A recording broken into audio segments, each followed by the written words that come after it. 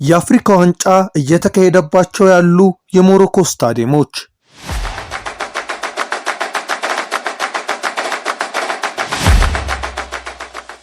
ሰላሳ አምስተኛው የአፍሪካ ዋንጫ በሞሮኮ አስተናጋጅነት አሁንም መካሄዱን ቀጥሏል።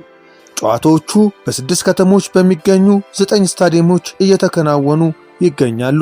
የአፍሪካ ዋንጫ ጨዋታዎች የሚደረጉባቸውን ስታዲየሞች ከዚህ እንደሚከተለው ይዘን ቀርበናል። ከሃሚንግ ስፖርት ዝግጅት ጋር አብራችሁን ቆዩ።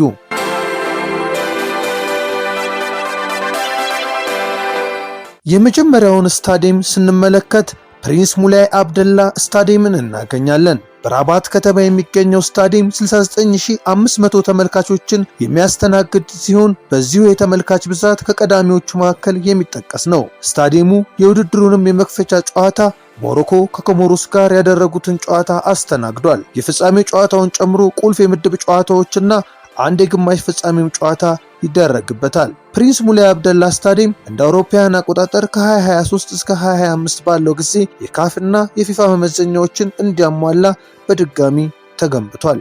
ለመልሶ ግንባታው 75 ሚሊዮን የአሜሪካን ዶላር የሚሆን ገንዘብ ወጪ ተደርጎበታል።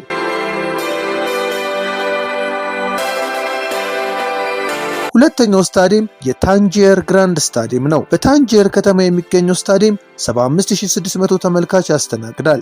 ይህም የአፍሪካ ዋንጫን ከሚያስተናግዱ ስታዲየሞች ከፍተኛ ተመልካች የሚይዘው ሜዳ ያደርገዋል። ስታዲየሙ በ360 ሚሊዮን ዶላር ገደማ በሆነ ወጪ እንደ አውሮፓውያን አቆጣጠር ከ2023 እስከ 2025 እድሳት ተደርጎለታል። በአፍሪካ ዋንጫው የጥሎ ማለፍ፣ የሩብ ፍጻሜና የግማሽ ፍጻሜ ጨዋታዎችን ያስተናግዳል።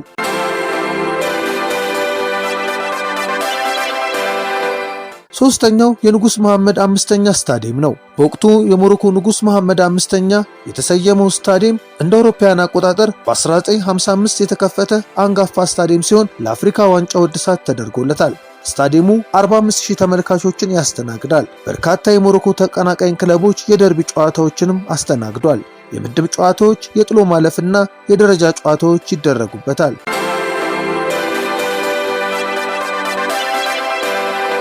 አራተኛው ስታዲየም የማራካሽ ስታዲየም ነው። በታሪካዊቷ የሞሮኮ ከተማ ማራካሽ የሚገኘው ይህ ስታዲየም 45240 ተመልካቾችን ያስተናግዳል። በ2025 በተጠናቀቀው የስታዲየሙ የመጀመሪያ ምዕራፍ እድሳት ሞሮኮን 84 ሚሊዮን ዶላር ገደማ አስወጥቷታል።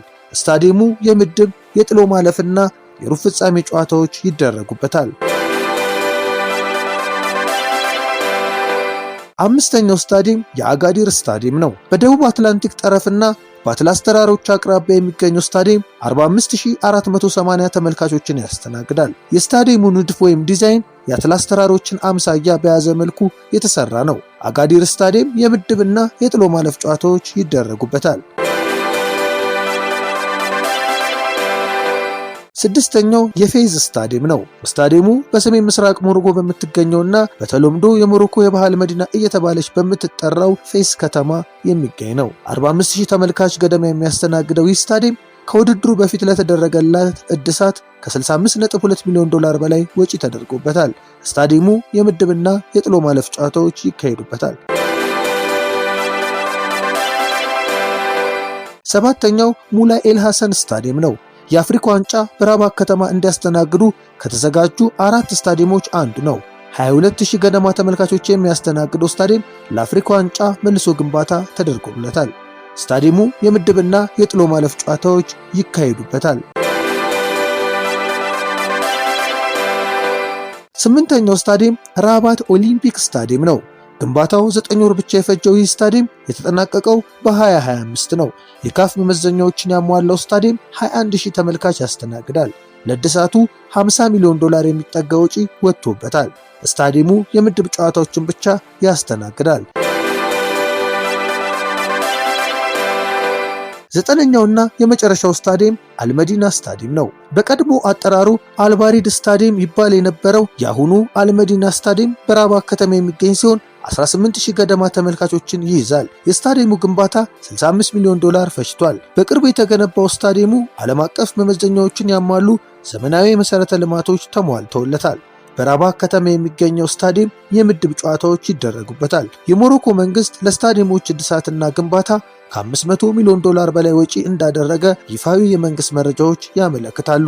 ስታዲየሞቹ ከ35ኛው የአፍሪካ ዋንጫ ባለፈ እንደ አውሮፓውያን አቆጣጠር በ2030 ከፖርቹጋልና ስፔን ጋር በጣምራ ለምታዘጋጀው 24ኛው የፊፋ ዓለም ዋንጫም ያገለግላሉ። አድማጮቻችን በሞሮኮ የአፍሪካ ዋንጫ ጨዋታዎች እየተካሄዱባቸው ስላሉ 9 ስታዲየሞች እንዲህ ያስቀኘናችሁ። የሃሚንግ ስፖርት የአፍሪካ ዋንጫ እስከሚጠናቀቅበት ጊዜ ድረስ የተለያዩ መረጃዎችን ወደ እናንተ ማድረሱን ይቀጥላል። ሃሚንግ ስፖርትን ሳብስክራይብ እና ሼር በማድረግ ለሌሎች አጋሩ። መልካም ቆይታ ይሆንላችሁ።